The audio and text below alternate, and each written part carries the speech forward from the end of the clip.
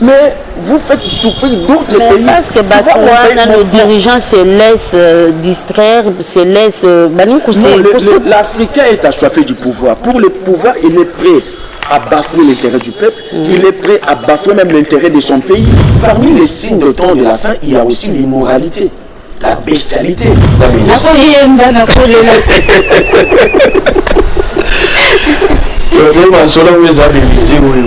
Parce que nous devons savoir que nous sommes au temps de la fin.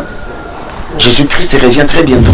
Mais vous savez, je voulais dire seulement à Batoba, Arménion soit né Salima pour un jour et bêta. Un jour. Et Nzamba Lobaki n'a pas mal de sous mokilité parce que au Lobeli il kamba Sodome et Gomorrhe. Nzambe après le qu'on a Lobaki n'a pas mal de sous mokilité après de lui Jean. Abaki n'a pas mal de sous mokilité. Na maïté. Abaki n'a pas mal de sous mokilité. Na maï. Parce que Nzamba monotonité. Shenango yango Shene kitoko Yayo yayo Sokolingi oyebana Olingi osala promotion Lekana yo Natumba TV Musicien politicien Comédien commerçant Pasteur tradipraticien Lekana yo Natumba TV. Chers internautes, chers abonnés d'Élysée Toumba TV, Cœur en Or, bonjour ou bonsoir. Cela dépendra de l'heure à laquelle vous allez nous suivre. Aujourd'hui, dans votre magazine Sans Tabou, Rien que la vérité, nous recevons pour vous une personnalité, un homme de Dieu, un pasteur. Je vais vous laisser le découvrir. Il s'agit bel et bien du pasteur Didier Mayemba. Pasteur, bonjour. Bonjour Élysée Toumba et bonjour à tous nos bien-aimés. Que Yahweh Adonai vous bénisse. Merci. Oui, pasteur, nous sommes très heureux. Tous les Sengomakasi, pour recevoir Youm Koulalelo. C'est un honneur aux Osalabiso pour recevoir Youm na émission Nabiso, na chaîne Nabiso, YouTube, Élysée Toumba TV, Cœur en Or. Tous avons vraiment un plaisir, il y a trop pour recevoir Youm. Est-ce que Okoki peut se présenter brièvement na bateau Oyo baye bioté, pe o baye bio, est-ce que Okoki peut se présenter brièvement? Je suis le pasteur Didier Mayemba, Nazali, chantre de l'Éternel. Je suis journaliste de formation, communicologue. Moi aussi dans un chroniqueur et la musique chrétienne. Je suis le fils de l'apôtre Léopold Mutombo Kalombo. C'est tout ça. Je suis le pasteur responsable du ministère Amen Extension de Ngalema. C'est tout ça qui fait Didier Mayemba. L'oignon soit un dengai. Oui, Ezosalabiso et Sengoyatro, vraiment c'est un honneur tout à l'heure. Pasteur, Ngai personnellement naebio. Naebio et salibane belé et belé et belé. Ngamoko Ezosalanga plaisir ya koyeba olelo en tant que pasteur. Pour ce tozongi na ba 30 ans na sima, ozalaki na ngambo mususu. Na ngambo mususu bon ndenge bato baloba communément muto ya mokili. Qu'est-ce qui a fait que lelo to bengayo pasteur Didier Mayemba pour les baki wana ko loba ngote so permettre nga na baki babiloko na ko loba te. Mais tu peux hein? Je peux? Ça fait partie de mon histoire. Ah oui. Bon, pasteur, ndenge nini sali que ozo se retrouver ce qu'on a ngambo. En fait, ma soeur Élysée, aux amis placés pour le Ibinga bien, et peut-être na baïba habité, Élysée Ntumbaza moninga nanga kelas, Aza moninga nanga kelas, de tangi na un institut Lumumba. Je crois que Bolanda, nous sommes sur Internet, je parlais un peu de mon parcours à l'Institut Lumumba, la Lumumba Musica. Tu vas y aller, ma soeur Ngweza Bélis.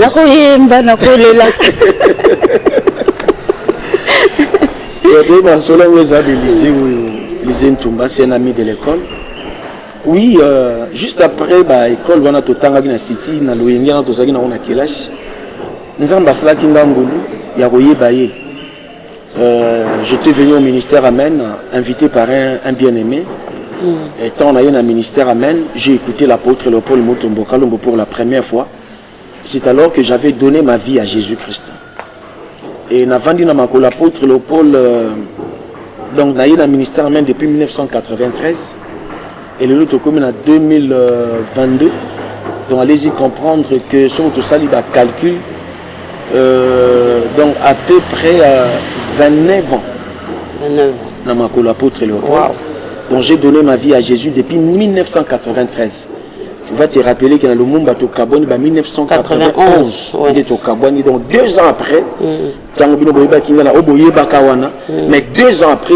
Aux allez qui drainer foule, mais l'angambo monsieur déjà dans la classe, mais. Oui. Ah, tu comprends donc tout ce qu'on faisait à l'école là, 2 ans après, nous avons Jésus. Et vous n'avez ça la vie. Après 23 ans dans ma l'apôtre Léopold, nous avons consacré un pasteur. Voyez, donc je fais après 23 ans de service dans le ministère Amen, dans ma l'apôtre Léopold Mutombo. Et Dieu nous a permis à ça le trouver pour ça la penenaï. Ti le lope na zaka na makolonaï. Ndi papa nanga molimo à qui consacrer un pasteur. Donc depuis temps jusqu'à présent. Et lelo aux alliés pasteurs na katia église na yumo mais toujours na compte ya ministère Amen. Ministère Amen aujourd'hui ndé toza na ministère Amen extension de Ndalema. Oui. Et après je crois 3 ans après ndaye kotinda ngai ya Ndalema jusqu'au toujours sala musala ya Nzambe awa. Donc vraiment félicitations à vous pasteur Didier Mayemba. Vraiment tant moulaye boye kotikala na makolo ya nkolo vraiment ezali grâce.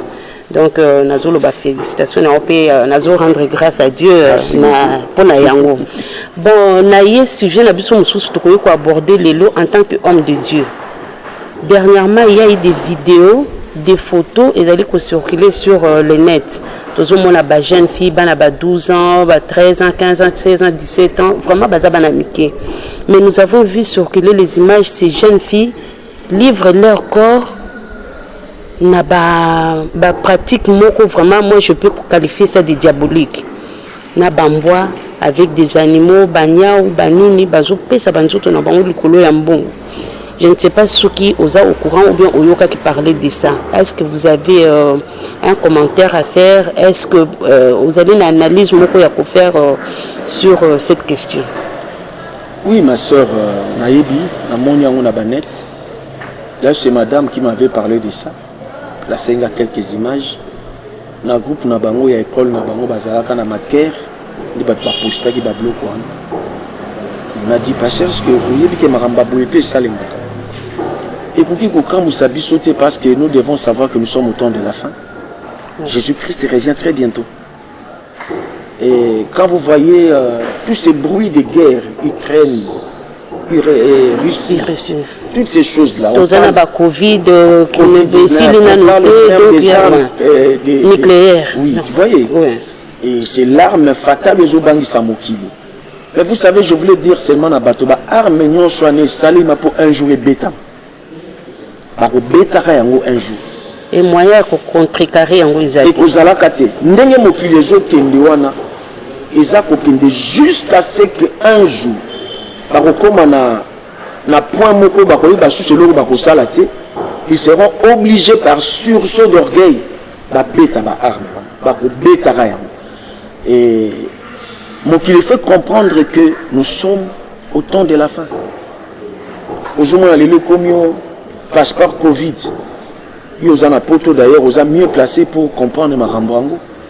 Toutes ces mesures de restriction, que ça la boité, que zoom sa boité, que kota stade avant ça la faut ça.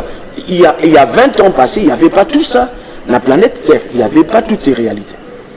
Mais tout comme on a dit, lui, le Seigneur, quand il était sur la terre au jour de sa chair, il avait dit, lorsque vous verrez ces signes s'accomplir, relevez vos têtes parce que votre secours est proche.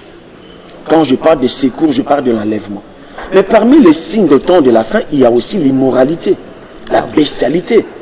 Marambo Bozomo na lelo, ce sont les mêmes choses pour lesquelles Nzamba Bouma Sodome na Gomorre. Quand on parle de l'homosexualité. Mais nakata ote pasteur, kaka na Bible wana quelque part et Nzamba lobaki na koboma lisusu mokilité parce que au lobeli likambo Sodome et Gomorre. Nzambe après loko na lobaki na koboma lisusu mokilité après de lui Jean, abaki na koboma lisusu mokilité. Na koboma lisusu mokilité na maïté. Abaki na koboma lisusu mokilité na maï parce que Nzamba ranzamba monotonité. Nzamba Nzamba diversité. Nzamba Zaka la diversité d'opérations. Comprendre? Akoboma Mokili, mais na maïté. Ça sera autre chose au temps de l'Apocalypse. On nous parle de la manière dont ça va se passer. L'enlèvement. L'enlèvement, ça concerne l'Église. Vous comprenez? L'enlèvement, ça concerne le corps du Christ. Bateau, nous sommes dit, mais Jésus. Le col à mon congé, peut m'obliger ici, ou va passer bon moyen bangé par Jésus. Dans le but où on a image wana, ça s'appelle la bestialité. Ça s'appelle l'immoralité, à un niveau très élevé. Mais ce sont des choses, parce que l'issue me comment qu'il y a maturation. On appelle ça la maturation du péché. Il faut que l'issue me colle. Tant l'issue me colle, on est l'issue me colle parce que 20 ans passés, 40 ans passés, même dans la génération, est-ce que quelque part ce n'est pas d'une extension à réseaux sociaux où vous savez, sur le même nambo qu'on a vu sur les lois, sur la génération, on a vu sur la génération à Banalelo. Sur les Arabes, tu as babi, hein. Tosakana ki nanzango, tosala ki bakebo, tosala ki j'ai dessiné, to yako dessiné, on zobeta li solo na yo. Basi na mibali toujours sakana sans problème. Sans arrière-pensée. Sans arrière-pensée, tu sur la même namvou là, sans arrière-pensée, mais Banalelo te. Le monde a évolué. Ça, les sous me collent dans mon kil. Et puis les sous m'ont banana ajni.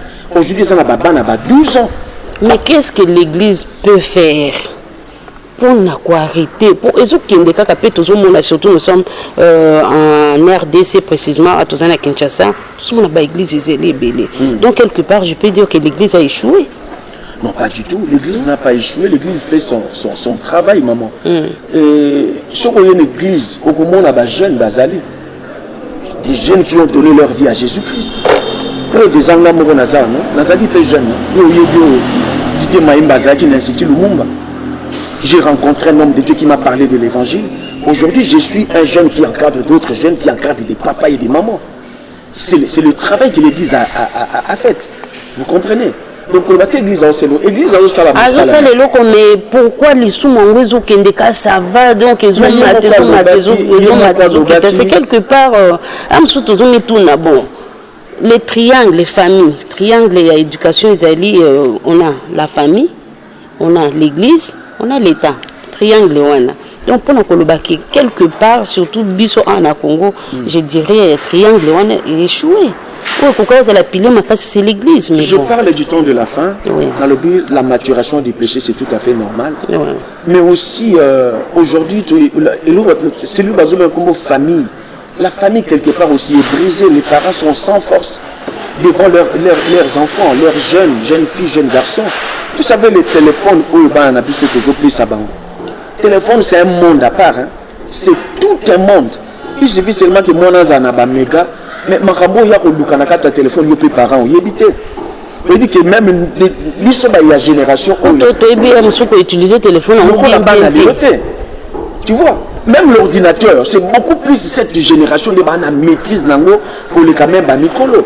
Viber, Instagram, même mon téléphone, l'église pour la plupart des cas. Pasteur Kota nous a looké tout bon. Chers abonnés, chers internautes, abonnés à Élysée Toumba TV, vous continuez pour l'andabiso, vous liker, vous partager, vous commenter, vous partager la vidéo nabiso. Donc sur la ANTV Cœur en Or, beaucoup raté information à mon côté. Donc vous continuez surtout, vous sanakate pour activer cloche et notification pour tout le temps. Nous la continue de la vidéo automatiquement. Donc nous avons de la pasteur. Vous allez continuer. La famille aujourd'hui quelque part est sans force. Tu vois, banana toujours et pour la plupart ce sont nos enfants de l'Afrique. Ouais. Mais regardez la pauvreté qui règne ici en Afrique. Mais qui sont à la base de la pauvreté en Afrique? C'est l'Occident. Ils ont pris nos dirigeants en otage, ils ont pris notre économie en otage, ils ont pris notre... Parce que nos dirigeants se laissent aussi prendre en otage. Ces personnes-là, ce sont des personnes au monde, la plupart, Batengi, Baklas et Belé, ils ont été même dans Bambouk à l'Occident. Ils se laissent prendre en otage. Parce qu'à un moment, il faut s'autodéterminer. Tu vois, par exemple, ce qui se passe au Mali. Moi, j'encourage le bravoure de ces présidents. Je crois que tous les présidents africains, il faut qu'ils vont prendre conscience. Ils ont le Kamomotomo passé à la tête, mais il faut que la Moussala Moko ya masse. Parce que sur ces gens-là tels que nous les connaissons, ils vont te contrer.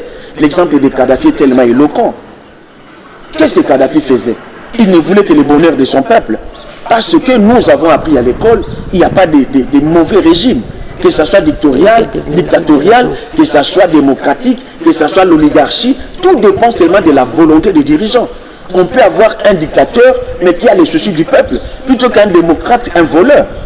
Tu vois, par exemple, quand nous parlons de la France, on parle de la démocratie, mais c'est quel genre de démocratie? Donc vous avez la démocratie chez vous, entre guillemets, mais vous faites souffrir d'autres pays. Parce que nos dirigeants se laissent distraire, se laissent... L'Africain est assoiffé du pouvoir. Pour le pouvoir, il est prêt à bafouer l'intérêt du peuple, il est prêt à bafouer même l'intérêt de son pays. Oui. Donc il y a un problème de patriotisme en Afrique.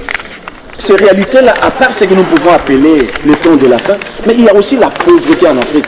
Mais la pauvreté en Afrique, c'est l'Occident qui est à la base de la pauvreté en Afrique. Nous sommes la RDC, avec tout ce que nous avons comme minerais. Est-ce que nous en jouissons? Ce sont les Occidents, ils vous fixent le prix. Coltan a binomoko, c'est la honte. Toujours. Pourquoi nous avons des coltans, mais on vous dit avec votre coltan, de petit sibinobo ça la batterie na Kinshasa, beau faire ceci na Kinshasa. Donc on vous limite même comment est-ce que elle vous dicte comment vous allez utiliser votre propre minerai. Voilà pourquoi nous avons des résultats comme ça. C'est-à-dire à cause de la pauvreté aussi, dès que on jeune fille, jeune garçon, oyo azana posa gagner conseil ni no pesi bango na minute oyo poto moni pe awa mingi pe na Congo des jeunes gens bana mibali bana basi ebele pe bakoyi na katikati ya homosexualité. En plus et qui kaka wana te en plus pasteur on apprend aussi que bon na yebité ça c'est ce que nous apprenons que même dans le milieu des hommes de Dieu il y a cette histoire là de l'homosexualité.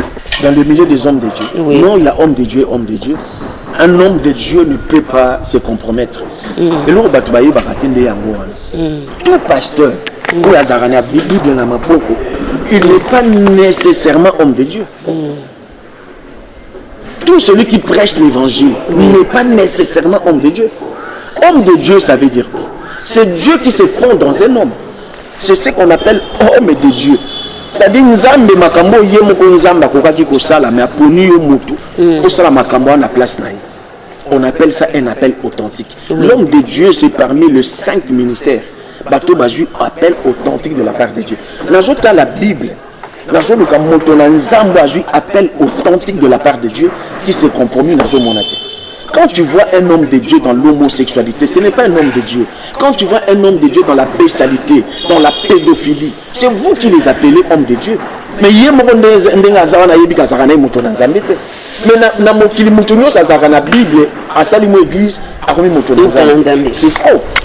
Même yé moko sikaza aibi kaza moto nzambe parce que moto nzambe atambola na une déontologie azana éthique et puis pour l'homme de Dieu est caractérisé par la crainte de Dieu parce que l'onction est sainte. Bon pasteur, les conseils que vous prodiguez à ces jeunes gens qui se livrent dans la pratique bestiale ou dans homosexualité ou un gain rapide il y a Kolukambongo. Je voulais seulement dire ceci. La Bible dit en voulant je voulais dire ceci. La Bible dit à quoi sert-il à un homme de gagner la terre et de perdre son âme. Mais le monde dit en voulant trop gagner on risque de tout perdre. Donc vous comprenez? Parce que la vraie loi, c'est la loi de Dieu, la Bible, la parole de Dieu. Je dirais seulement à ces jeunes filles-là, peut-être vous gagnez Mbongo, peut-être vous gagnez... Mais quand tu vois quelqu'un qui te dit de coucher avec son chien, donc ce monsieur-là a un intérêt derrière toi. Il vise ton étoile. Parce que Satan a salam inzoto. Satan a salé la rakaka minzoto ya bato. alukaka seulement oyo bato baza nango parce que lui-même n'a rien créé. Yango atindaka bajean na ye vers des filles vierges, vers des jeunes filles comme ça. Ce qu'on moni comme ça une étoile, on va te pousser à faire des histoires terribles. Mais derrière ça, yozo kanzondre yondo zo gagner, mais c'est lui qui gagne plus. Parce qu'un homme normal, akoki jamais ko tinda yo au coucher na mbwana ye jamais. Mais quand tu vois quelqu'un te pousser à faire ça, pose-toi un peu la question, mais lui il gagne quoi quand moi je pousse avec son chien? Lui le monsieur, c'est-à-dire le propriétaire du chien, qu'est-ce qu'il gagne? Apparemment il ne gagne rien. D'abord ces chiens-là, est-ce que tu crois qu'Azapemboa? En réalité ce ne sont pas des chiens, ce sont des esprits qui ont pris la forme des chiens, qui ont pris la forme des bêtes. Donc Azap comme Mélisande, esprit naïe ou à ça la force naïe. C'est ça que les gens ne savent pas. Il y a des gens qui ont des serpents à la maison, il y a des gens qui ont des chiens à la maison. Au moins, même à Koufia, j'ai héritage génétique et l'imbois. Ce n'est pas un bois. C'est un esprit qui a pris la forme du chien. C'est-à-dire ce monsieur-là, moi, je vais ça la force naïe. Et quand on a Koufia, je vais continuer, richesse naïe surtout, Azongi c'est le maître naïe. Parce que ce chien-là, c'était un esprit que le monde des ténèbres lui a donné pour que Atindi Kaïna va continuer dans mon financier. Mais tant que le coup, Satan appelle ça, la Bible dit, c'est seulement la bénédiction de l'Éternel qui enrichit. Et lui n'en fait suivre d'aucun chagrin. Mais ce n'est pas le diable. Le diable, ce n'est pas un gentilhomme. Le diable n'est pas gentil. Le diable ne peut pas te donner. Parce que la carte n'est pas une mission à couper ça, c'est une mission à détruire. La Bible dit, les voleurs ne viennent que pour détruire, égorger. Quand tu vois le diable te dit que je vais te donner, il ne te donne pas. Parce qu'il attendra quelque chose en retour. Et la chose là, c'est la chose qui va te détruire. Donc je dirais à ces jeunes filles-là, ce que vous êtes en train de faire, vous n'accomplissez que la parole qui démontre à suffisance que Jésus-Christ revient très bientôt. Donc vous devez comprendre que Jésus-Christ revient. Donc avant qu'il ne soit trop tard, il est temps de donner votre vie à Jésus, de donner totalement votre vie à Jésus-Christ. Si vous tapez ça, si vous avez gloire, vous tapez ça gloire le roi Nzambazati. Si vous avez yebana, parce que même quand nous voyons le riche de ce monde, même il soit donc même après ça Salomon, c'est Dieu. Dieu est capable de faire de toi un millionnaire, de faire de toi un milliardaire, sans que nous camaramba pamba pamba. Merci, donc vraiment que Dieu vous bénisse. Moi je dirais seulement donnez votre vie à Jésus et le reste lui-même va sera donné par-dessus tout. Ah, oui. Alors Boyoki Malobaya pasteur Didier Mayemba Boyoki conseil naé Ezaka Kanzambi, c'est le seul qui donne la vraie gloire. Olingo yebana olingo zo la vraie richesse, c'est avec notre Dieu. Donc Boyoki Malobaya pasteur Didier Mayemba.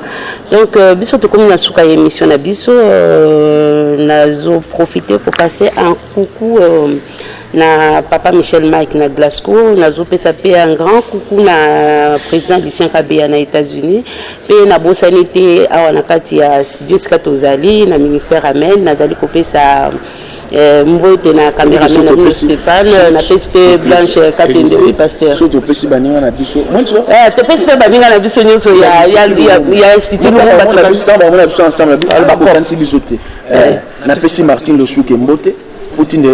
Na pesi Félix Kayumba Mbote, Guy Mukalai, to pesi pe Ani Wanji, Fede Moussei Bricargo de Cargo, Pascal Makai, basé belé baleka ki te Bandoro Mirai Bomba bala lumumba nyonso to pesi bino mbonte donc papa toza heureux à kopesa bino donc grand coucou à vous Blanche Katende Xavier Ngoyo, Blanchard Mayal, à tous les amis de l'école.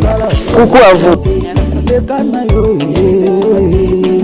Natumba TV, musicien politicien, comédien commerçant, pasteur tradipraticien, les Kanayo, Natumba TV, Hello Bakana, Ngonyoso, Élysée Tumba TV, cœur en or.